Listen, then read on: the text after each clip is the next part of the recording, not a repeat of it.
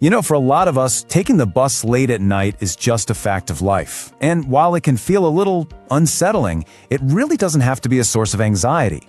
So we're going to walk through some practical, straightforward advice to help you feel prepared and, most importantly, in control of your journey. I want you to really picture this scene. The streets are getting quiet, places are closing down, and all you want to do is get home safely. This isn't about expecting something bad to happen. Not at all. It's about having a calm, clear plan so you can navigate your trip with confidence. And that's really the heart of it, isn't it?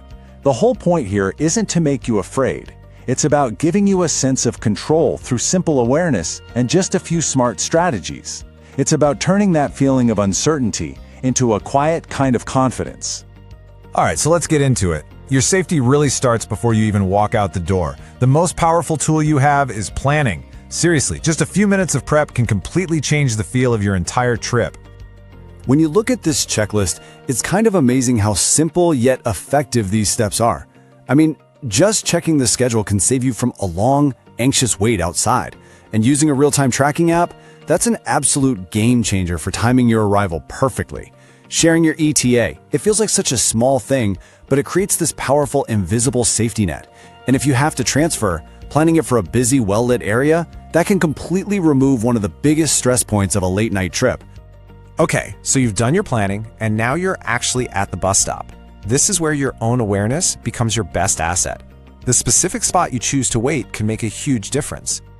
So let's really dig into what makes a stop safer. A well-lit area. That makes you more visible, and it's a natural deterrent. Being near a 24-hour business means there are lights, activity, other people around. And waiting in an open space is key. It gives you a clear line of sight, and it prevents anyone from approaching you unnoticed. These aren't just minor suggestions. They are strategic choices you can make to control your environment. And this is so important. After a long day, it is incredibly tempting to just put in your headphones or get lost scrolling on your phone. But what that does is it effectively cuts you off from your surroundings. Your ears and your eyes, they're your primary alert system. Staying tuned in allows you to notice if something just feels off. It's a simple, cost-free layer of security.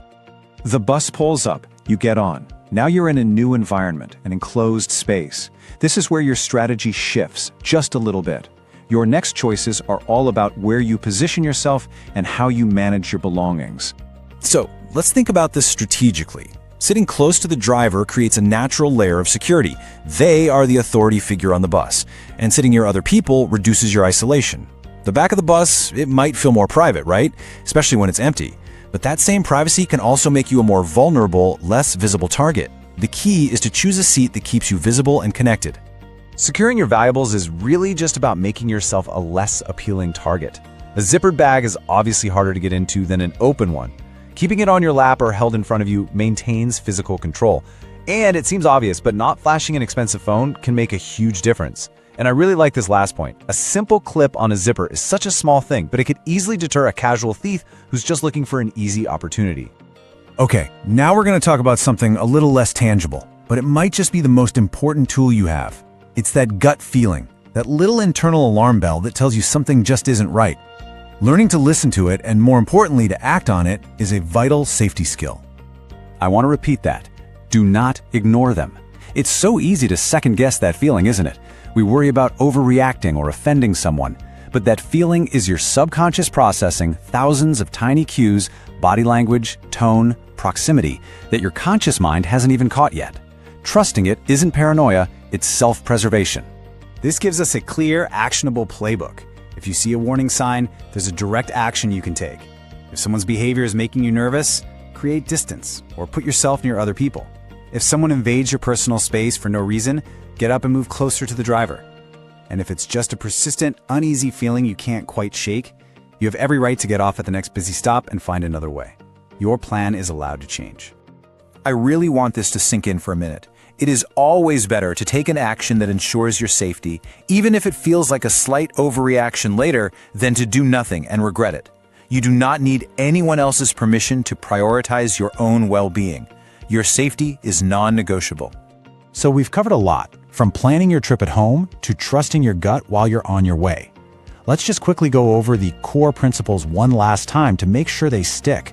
Think of this as the essential foundation for every single trip you take. These 5 points right here, this is the foundation of this entire guide. Each one is a simple, proactive step. They aren't complicated, but when you use them together, they create multiple layers of safety that put you back in control of your journey. Mastering these is the real key to traveling with genuine confidence. And this is the thought I want to leave you with. Everything we've discussed today is about readiness. It's about having a plan and the awareness to handle your journey calmly and confidently. This isn't about fearing the world, it's about being prepared to navigate it safely on your own terms. Be ready, be aware, and travel well.